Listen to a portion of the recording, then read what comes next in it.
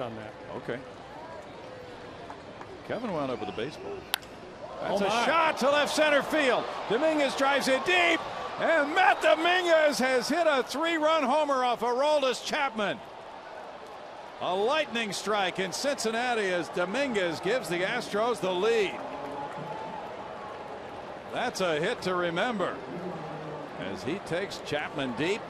A 3-run shot, and the Astros have stunned this Cincinnati crowd, leading at 5-3. Well, how many times do we root for the bloop and a blast? Well, this time it was a bloop, then the blast.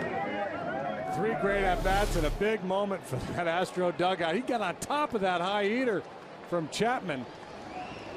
Wow, is that an impressive swing of the bat.